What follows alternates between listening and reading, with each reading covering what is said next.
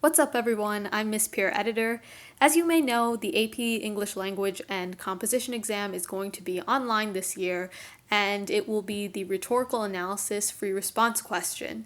So today I'm going to show you how you can annotate the passage given to you either online or on a separate sheet of paper. Let's get started. Here I have the 2019 AP Lang Rhetorical Analysis passage and prompt from the College Board. I'll put a link to this in the description box below. I suggest that you pause this video now, read over this document on your own, and maybe even jot down some of your own annotations so that we can compare throughout this video. But I'm just going to jump in. My first annotation will be about the context of this passage. I know based on the description that this passage is a letter written by Gandhi, probably the most famous Indian independence freedom fighter, and he wrote this letter to the British Viceroy, Lord Irwin, before the Salt March, which is a turning point in the Indian independence movement. And I know that it's a turning point because the description says that the Salt March was a triggering moment for the larger civil disobedience movement that eventually won India independence. This is really important to understand the passage overall, knowing that this event will be a breakthrough in this movement. So I'll keep that in mind as I'm annotating. Next, I'm going to make a double-sided chart. On the left column, I will be writing line numbers from the passage, and on the right column, I'm going to write specific annotations that correspond to those line numbers. Let's get started. In lines 1 to 2, Gandhi shows a really self-aware and frank tone when he says, "I know that in embarking on non-violence, I shall be running what might fairly be termed a mad risk." And this tone demonstrates Gandhi's openness to the reader. He's not antagonistic in any way, which will make his reader a lot more receptive to what he's about to say.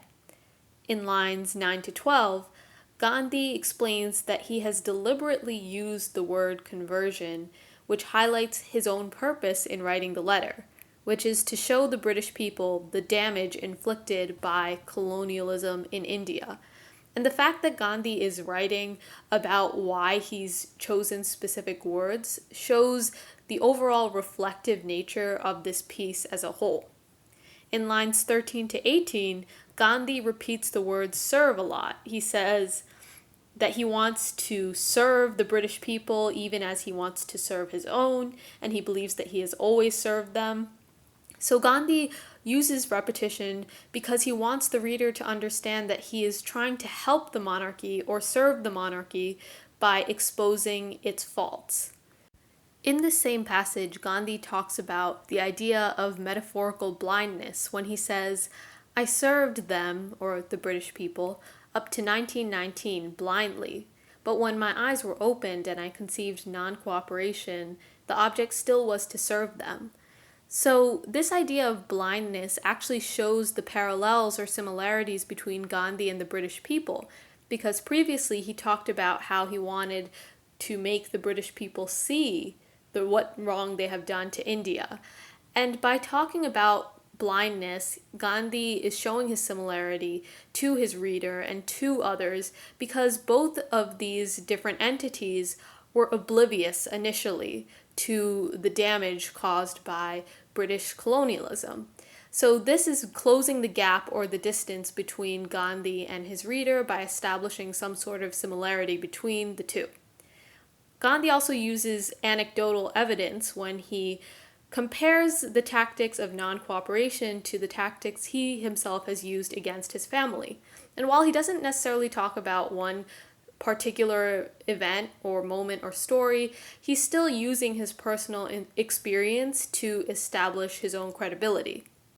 In lines 29 to 40, Gandhi uses logos, or a logical appeal, when he outlines a set of steps the British can take to recognize Indian independence based on several assumptions. For example, he uses some hypothetical statements starting with the word if, when he says in line 29, "If we want to sever the British connection, it is because of such evils. When they are removed, the path becomes easy."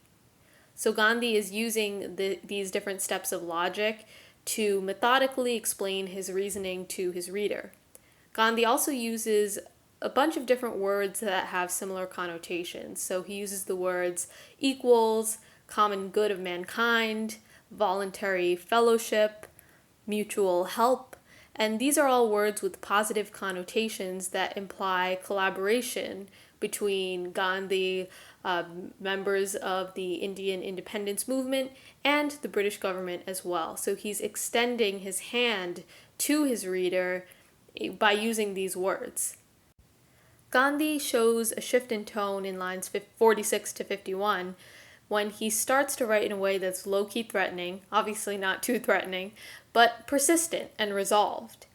And then in lines 57 to 62, Gandhi uses pathos, or an emotional appeal, when he writes with passionate language that shows his solidarity with tens of thousands of people who are willing to take up the cause, even if he himself is arrested. And lines 64 to 66 repeat the word if a lot, I think 3 times in one sentence. And this repetition shows Gandhi's willingness to compromise and the fact that compromise is a two-way street.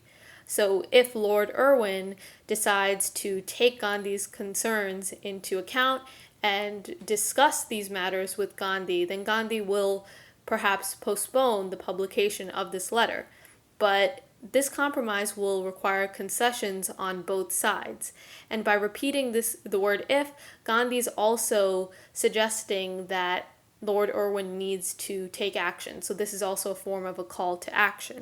In lines 75 to 79, Gandhi sends a British messenger to deliver this letter to Lord Irwin, and this is proof that others can be converted to support the Indian independence movement and civil disobedience.